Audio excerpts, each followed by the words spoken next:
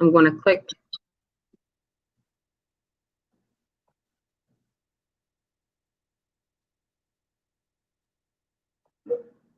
You good? Yep. Hold on one second.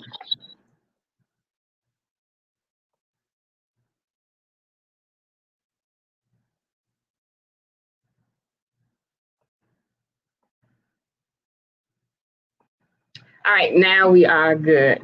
Okay, I just had to make everything okay. So hopefully people will be joining in to the live very, very soon. So as we wait, I just want to thank you for joining me this evening for what is such an important conversation and a topic around co-parenting and parents, and especially from a father's perspective. So I want to thank you for that.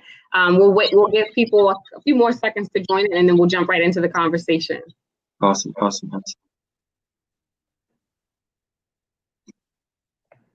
How's your day today? Good. Good. All right.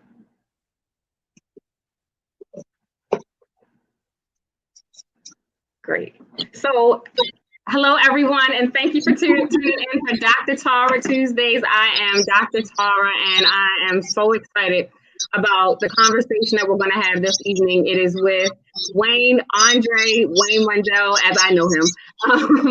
And we are going to have a conversation that I hope will be helpful for so many people around dads and co-parenting. For the month of June, for those of you who have been tuning in, for the month of June, we have been focusing on fathers, celebrating fathers, honoring fathers, dope dads is our hashtag. And so we've been able to talk about dads and discipline, dads and depression, and now another important topic too, where men voices are not as recognized, I think, as women, dads and co-parenting. And so Wayne, I want to jump right into the conversation. One, just thank you for joining me this evening. And I hope that this conversation will allow, I guess, will create a platform for more people. For those of you who do not know, I have to give a disclaimer. Wayne is my ex-husband. But I refer to him now as my co-parenting partner in crime. I did not pay him to be on here. He's not being endorsed. But I think that, the relationship that we have been able to establish and the relationship that we're still working to build has been very helpful and healing to me as it relates to our own relationship transition. And so I couldn't think of a better guest to have on for this conversation. So thank you for that. Thank you so much.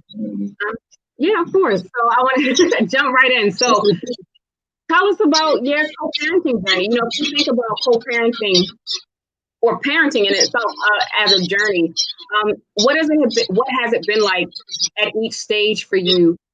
And how have you tried to maintain focus on your children? Because sometimes it's hard as relationships transition. Well, really, it's kind of like taking on just evolution of self.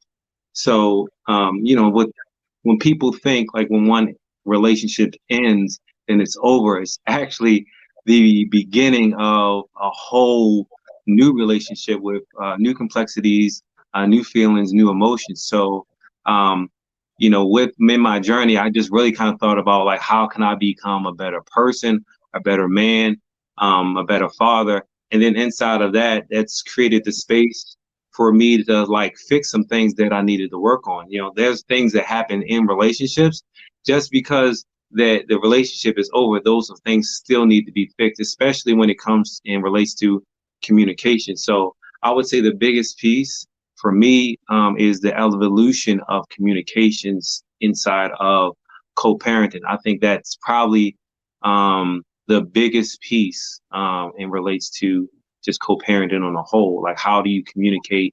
How do you, like some of the things that I've done personally as I really got grounded in my faith and my belief. I have a totally stronger relationship with God. So I think that's really been the foundation of me evolving and standing on some principles. And so inside of that, it's just made me a better person. So just being a better person makes you better in all your relationships.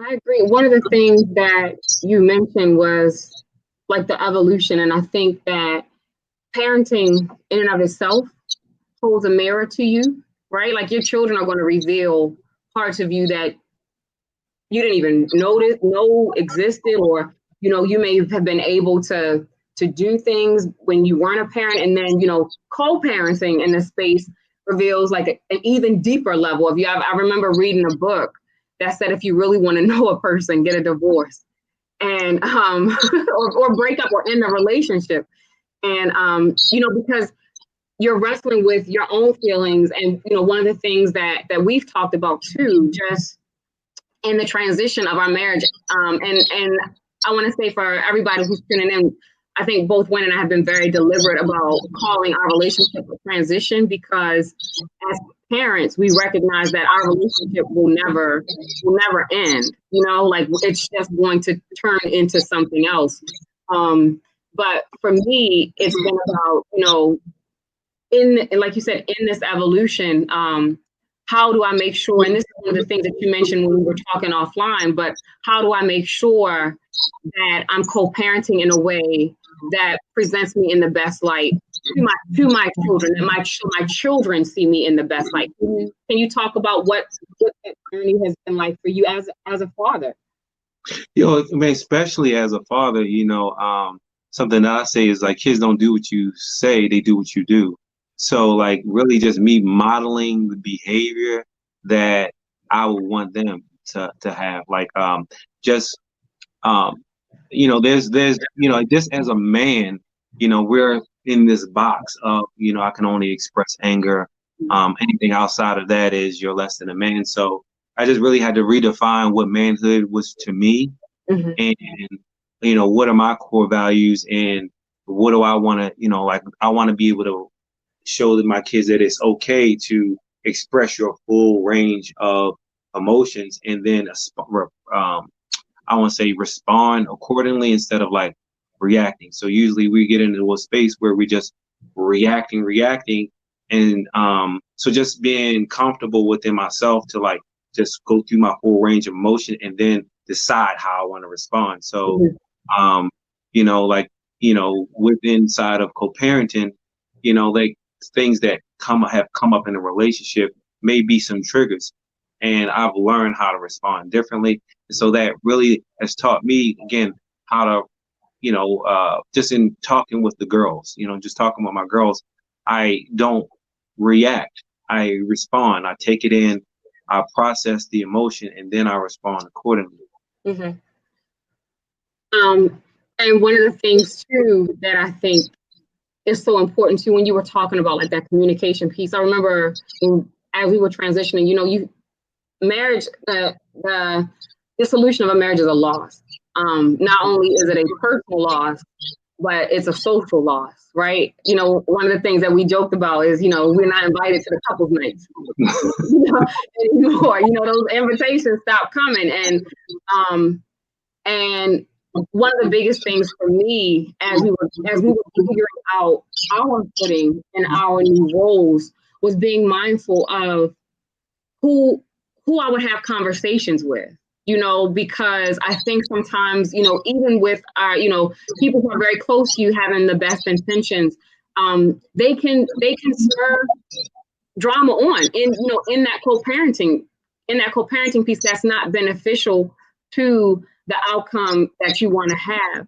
And so as you talk about like communication and allowing yourself to feel that full range of emotion, how have you dealt with making sure that you've been surrounded by a village that has supported your process and your journey as a co-parent?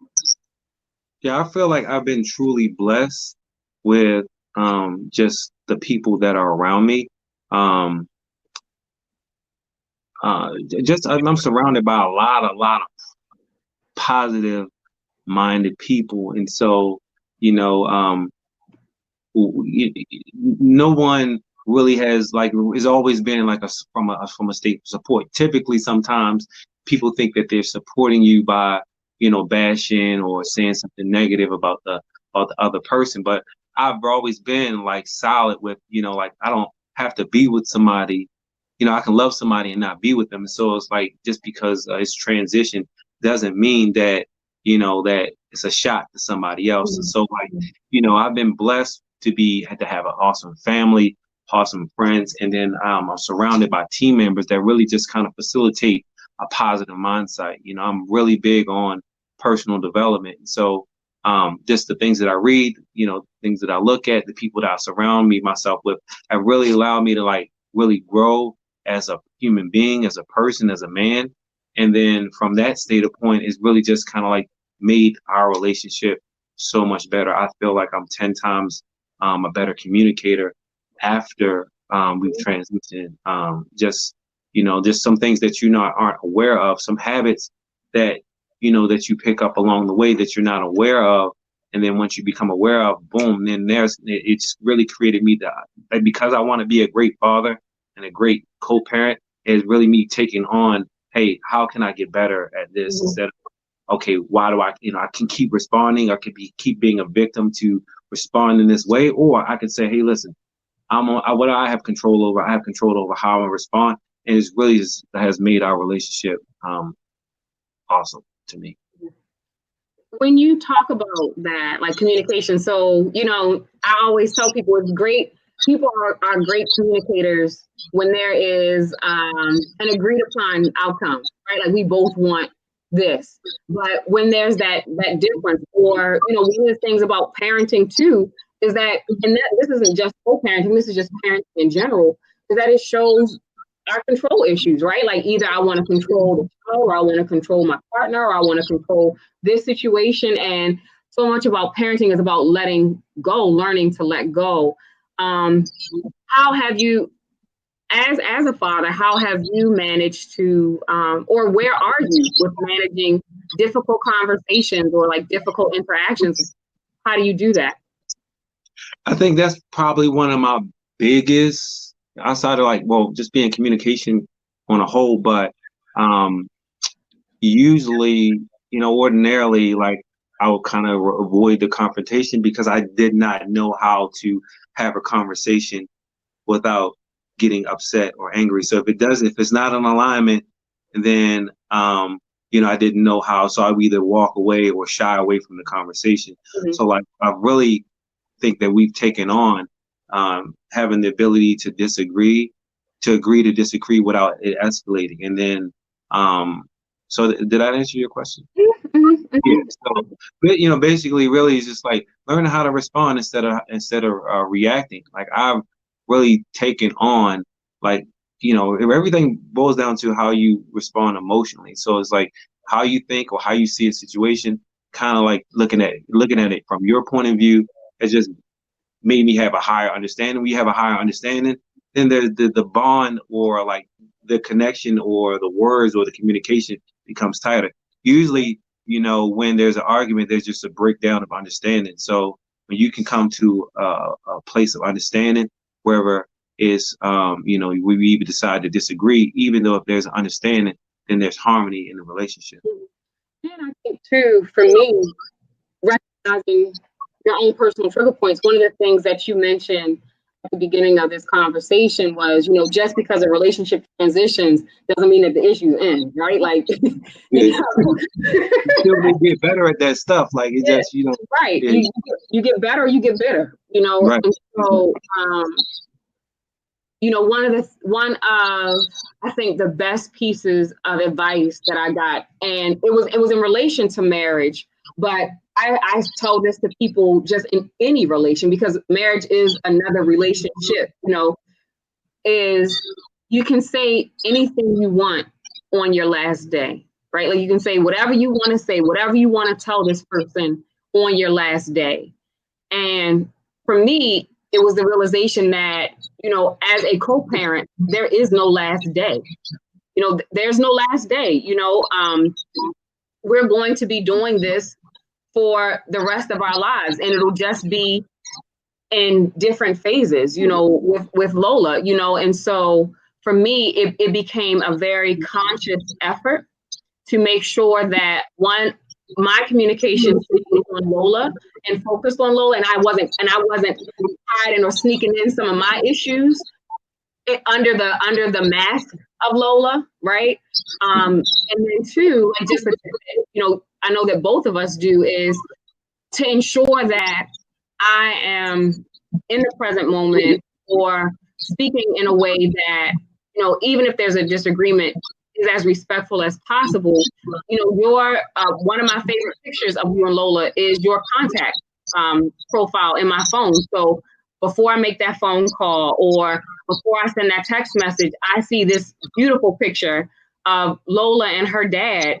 And it's like, oh, wait, at the end of the day, you are someone that she holds in such high regard. For those of you, no one was here, but when we were testing out everything, Lola saw her dad on the camera. Like, I thought I wasn't going to be able to sit down and talk to him because she was like, "That's my dad," and she started having this conversation with you before we went live, and just understanding that children feed off of our energy, and so making sure that I'm communicating with you in a way that is healthy for her, and that she sees that it was so important.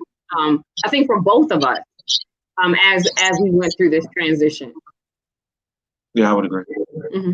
So one of the things, and I'm just agreeing with what Vicky's saying, communication is always the key in order to respond to the question. You first have to listen.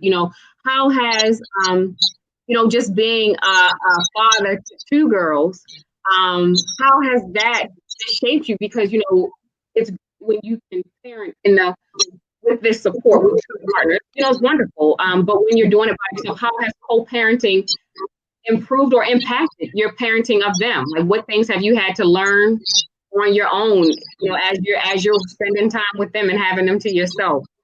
Well, here's this. God gave me 2 ears and 1 mouth, so I've learned to use my ears a lot more. Because I really wanted to I really want to know how they feel. So when I really actively listen to how they feel, and then I feel like I'm not here to just tell them what to do. I'm here to be a guide, and they've shown me some things, like you said before, within myself that I needed to work on. So, I'm really mindful of keeping my word. A word is your bond. So you break the bond, you break the connection. So they really made me work on me doing what I say I'm going to do. And if I don't just disregard it, because I know that, over time that stuff builds up. That stuff that has, that had built up in me as a child. So, if there's a breakdown, but if I don't do what I said I'm going to do, I give them permission to call me out. Hey, hey, are we keeping our word? And we have that conversation. I don't get upset. I've learned to your child, get in the child's place. I don't do that, because I'm the one that said it. So they really helped me. They really are great accountability partners. And so if I don't do what I say I'm going to do, then we have a conversation. So that tightens the bond back up. And that has for example, if I do, there's something that I'm supposed to do with you or something I'm supposed to do in the community, and I don't do what I'm saying I'm going to do, I can apologize instead of sweeping it under the rug and acting like it didn't happen, So it just they have made me a better person, a better man, because I just want to be somebody that when it's all said and done, they'll look for that in the world. They'll have, they'll see a reflection of, the man that I've become. Not saying that I was a bad person, but there's some key things that I needed to work on. One is just the communication piece, and so they'll see that in the world, and they'll go. They know what it looks like when, because I've modeled it. And Tara and Christina, children will humble us. Children learn from us, and we learn from them. And I think that that is such a true statement. We often think that we are here to show, and we are, in an extent, but they reveal so much to us if we allow it. Just like if we allow that. When you think about, and I want to stay on this communication piece, because when I just working with fathers, working with parents, I think that, or just with people in relationships, communication is one of the number one causes of relationships ending or transitioning. How have you managed, and also impacting co-parents, when we don't agree, or when we come to a head, or when one person wants this relationship but the other person doesn't, or one of the things that you mentioned earlier is that co-parenting goes on a spectrum. And you spoke about that. I want to know if you can elaborate on that for tuning in.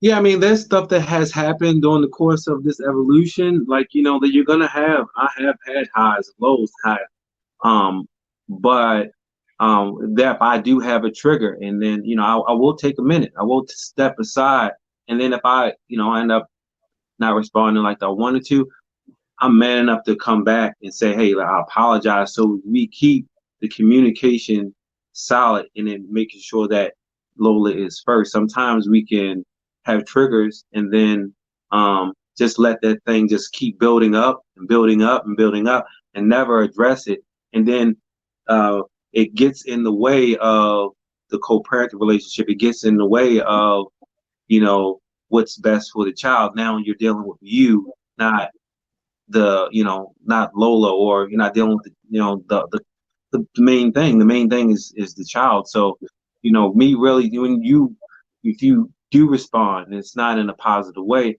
it's just taking some time to self-reflect. Like, okay, how can I respond differently? So just in case this happens again, I don't keep repeating the cycle. Maybe I can respond differently. So I'm never, like, I really is accountability for me, like taking responsibility for however I feel. Not saying I'm right or wrong. Take accountability of how I feel right in that moment. Take it in, reflect. You know, did I respond correctly? If I did, great. If I didn't, hey, let me go apologize and tighten the bond back up. So it's always about the child. Mm-hmm.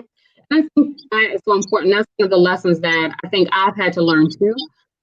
You know, one of my communication areas of growth is I want people to agree with me, right?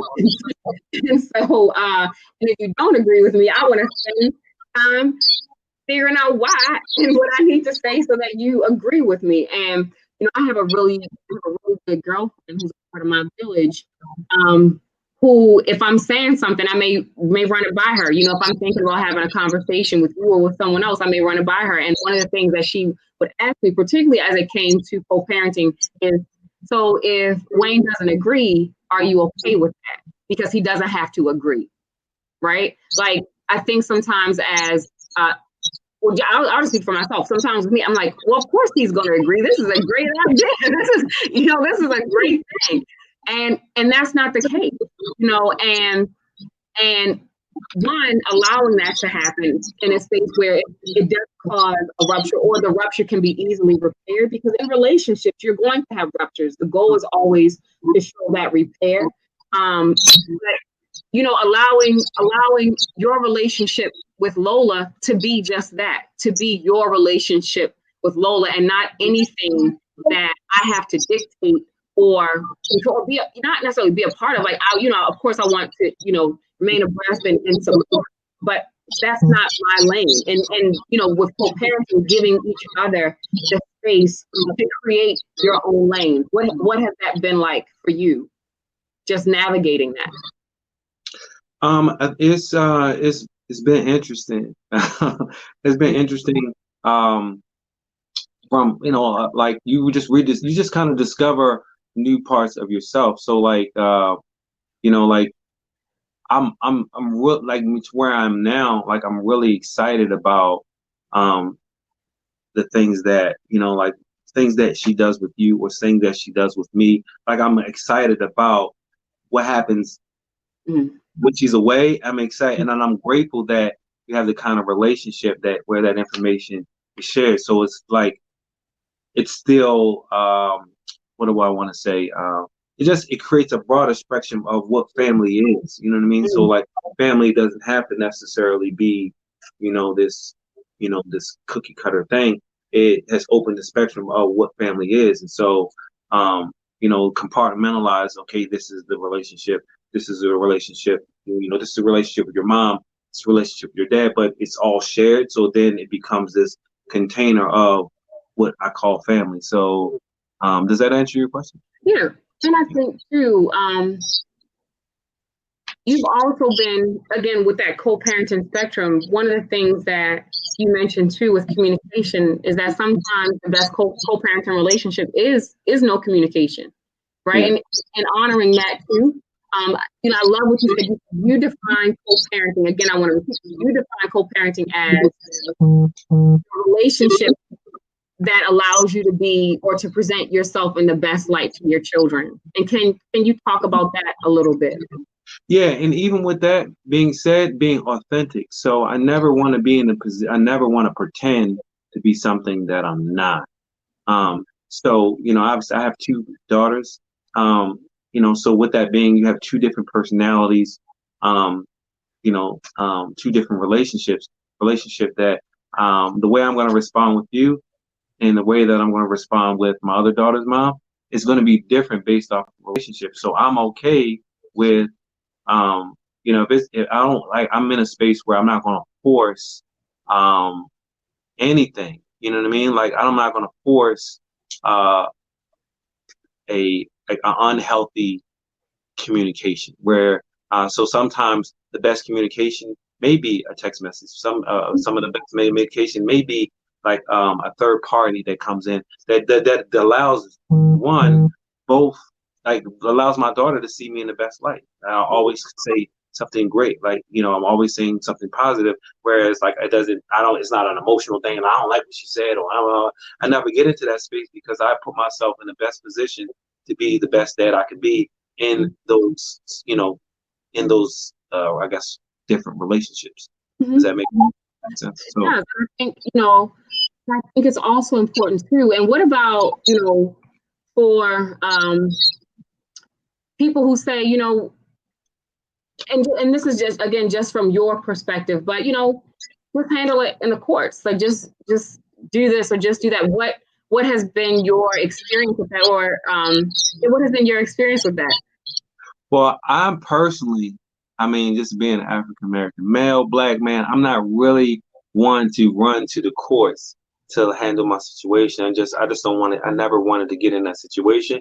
But really, it really kind of stems all the way back to my youth. You know what I mean? Like when I was a child, we went through court custody. I didn't really like the as I remember like having to choose and have to tell different not different versions stories, but it just was a very uncomfortable situation, and it was traumatizing for me at the time. So I said, and when you go into the courts, you always have to put the person in a negative light to win, and I don't want to win. I don't. That's not winning to me if I have to put somebody like the mother of my children in a bad light. I don't want to be the one to do that. So I've really shied away from just from my own experience with the court system as a youth. So that's not something that that I wanted to do. Mm-hmm, mm-hmm. How do you reflect when you think about where you started, with the beginning of your co-parenting journey to where you are now? What areas do you see have been your biggest areas of growth, and what areas do you still want to strengthen, both with your children and with your fellow co-parents? Well, as we become more, as life changes, we're always changing. So, just as you continue to evolve, as I continue to evolve, that, there's always a place for harmony. Where I am now into where I was, I'm like leaps and bounds. I feel like I got a PhD in just like just spiritual, mental, and physical growth. I'm not the same person that I was. And probably in the next 2 to 3 years, I probably won't be the same person because I'm committed to evolving and becoming better. So there's tons of, like I can celebrate myself on a lot of things. I will say communication, vulnerability. I will say responding versus reacting, and just being okay with things not being okay. Right. I don't have like, I don't rush the process of, like healing takes a process. If I scratch my arm, it's not going to heal overnight. So like there's a rupture in our relationship. There's a rupture, if the energy has been put out there, like I'm okay with working the process, whatever that looks like, And where in the areas that I really want to work on is I just want to do more things with the girls' family. I just want to like help them facilitate their goals and just really like live the dream early, and not having to, just so as I personally, as I live out my dream and live out the things that I want to do, I want to encourage. And that's really one of the reasons why I go after the things that I go after, is because I want them to do the same. Oftentimes as parents, we tell our kids to go after our dreams, but we don't do it ourselves. So I step out, it really has strengthened my my faith in the kingdom and God, that what, and I want them to walk the same. Not they don't have to do exactly what I'm doing, but I want them to stretch themselves and to get themselves out of the comfort zone and say, okay, if my dad can do it, so can I. So as we get ready to wrap up, one of the things that I just want to end on before I ask you for your tips, I think why this conversation was so important to me, and Wayne, you've heard me say this too. Watching your relationship with Lola has been so healing for me. And thank you, Carmela. I appreciate the time. I commend you for the tips, Max, and almost 15 years to get the parenting thing right. One of the reasons, and I'll speak to that comment for me, just on my part, why it was so important for me to have healthy co-parenting relationships. I also have a son, and my relationship with his father is very healthy too. And I don't take either one of those relationships for granted. But I was speaking with someone today earlier, and I was saying, growing up, my parents divorced when I was very young, and my dad lived in a different state. And so I went over a decade without seeing my father, so much so, and, it wasn't any beef, it just was what it was. And so I experienced that as a child. So when I became an adult, it wasn't anything for me to think about year-long gaps in communication and seeing each other. And we are at a point now where we are working to create a relationship. And the most interesting thing happened, I think, last year, and Lola told you about it. And, my dad bought my children bikes. And I said, when I told them that, I said, your granddad bought you all bikes. Lola's response to me was, wow, you have a father? Like, she didn't know I had a dad, and I said, it was like a hilariously sad story, right? And so, she didn't know, because my relationship with him isn't something that comes up in casual conversation. And so just hearing how he brings you into the conversation, and I think that comes because she knows that there's no ill will. Like, even if there's a disagreement, there's no ill will, because children learn that. I can't talk about this topic with my parent. And because she knows that she can tell me, oh, my dad and I played this game, or we did this. And hearing that has been so healing for me, being able to see her talk to you and call you, or when it's not your day, you're still calling her in the morning, wishing her a great day. Like, that has just been so healing for my own childhood, for what I didn't receive then, and knowing that she is getting that. As a parent, I think one of my biggest aspirations is to give her things that I didn't have, and giving her this is one of my greatest gifts to parents who are working on themselves first, because before you're a parent, you're a person, and so working on themselves, and then come together, and knowing that, this is a journey. So they were getting along tomorrow, we may watch this video again, but that commitment is still there. And so I just want to commend you publicly for that, for being there. Thank you. So what do you say, as we get ready to wrap up, if you could think about 3 tips for people going through this co-parenting within the spectrum, like you said, no communication to, hey, we're over each other's houses for Sunday dinner, or somewhere in the middle. What, based off of your own journey, what would be your 3 takeaways?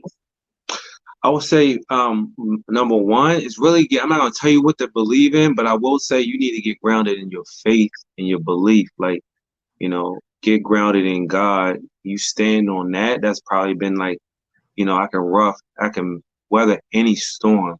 So it ain't like, where we have a hiccup or a rupture or whatever. I've been solid on God's word. So I think that's the biggest piece for me. Secondly, I would say be just a student of evolution. Like, like um, I do a lot of personal development. Read a lot of books, listen to a lot of stuff, a lot of sermons, read books, just because you don't know what you don't know, So, just shifting your awareness. I mean, like I took your parenting class. I'm like, oh, I didn't even know that. Like, so, you live in four states of consciousness, but that's another conversation. So just be a student of, like, just because you're good at something doesn't mean that you can't get better. You're only good at based off of what you know. And so if just deciding like I'm going to become better doesn't mean that you're not good. It's just deciding I'm committed to always growing. And then I would say lastly, third tip is, just be okay with being yourself.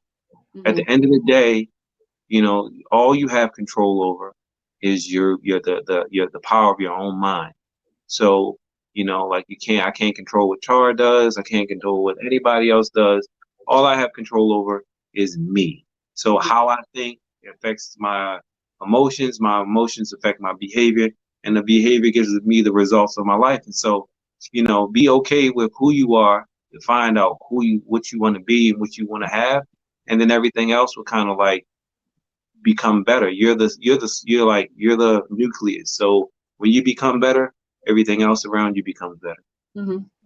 Thank you, Wayne, so much for those. I am going to put two resources in the comments. One is Black Fathers Foundation, that is run by Matt Pressberry, another dope dad. I had the pleasure of having him on last week. He has an online Facebook private support group for fathers. Many people are dealing with co-parenting issues. And then also, if you are in the Maryland region, Center for Urban Family, CFUF,